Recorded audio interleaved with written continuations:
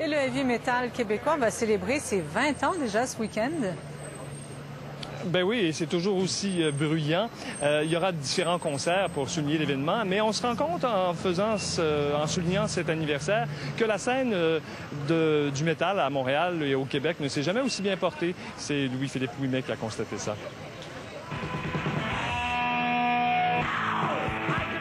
Le heavy metal québécois voit le jour à l'automne 1982 avec le groupe Voivode. Tout a commencé dans un sous-sol de Jonquière. Quand on est déménagé à Montréal, il n'y avait pas réellement de groupe métal ici en tant que tel. Les bands, c'était genre, la plupart des bands, c'était des bands de cover, qui faisaient des bars puis qui jouaient du Led Zeppelin. À ses débuts, le métal du Québec s'inspire de groupes venus des États-Unis ou d'Angleterre, comme Black Sabbath et Judas Priest. Quelques groupes québécois réussissent à faire leur place. Voivode vend en 1989 plus de 250 000 exemplaires de son album Nothing Face.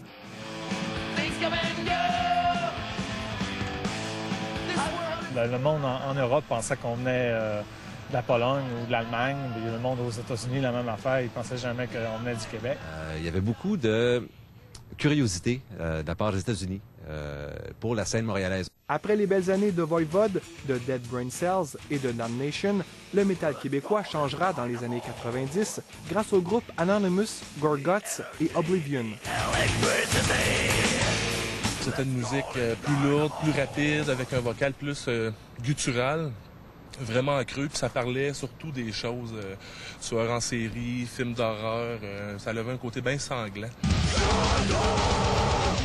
Avec en 2007 une centaine de groupes, de nouvelles maisons de disques et une bonne visibilité sur Internet, le métal québécois ne s'est jamais aussi bien porté. Des groupes comme Despise Icon font des tournées internationales de plusieurs mois. Et c'est au tour des Anglais et des Américains de s'inspirer du métal québécois. Surtout depuis une couple d'années. Avec les Despise Icon, justement, encore eux, le monde se retourne de plus en plus vers le Québec. Là. On a un son qui est technique, on a un son qui est, je te dirais, quasiment à nous. Aujourd'hui, chanté en anglais, en français et sur des thèmes passant du spirituel au morbide, le métal underground du Québec a réussi à s'imposer sur la scène internationale. Mais l'industrie est loin d'être lucrative.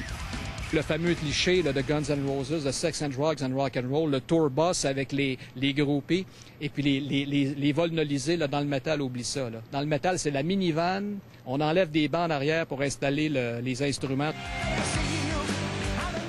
Mais pour des super groupes comme Iron Maiden, Megadeth et Slayer, Montréal et Québec constituent de véritables mines d'or.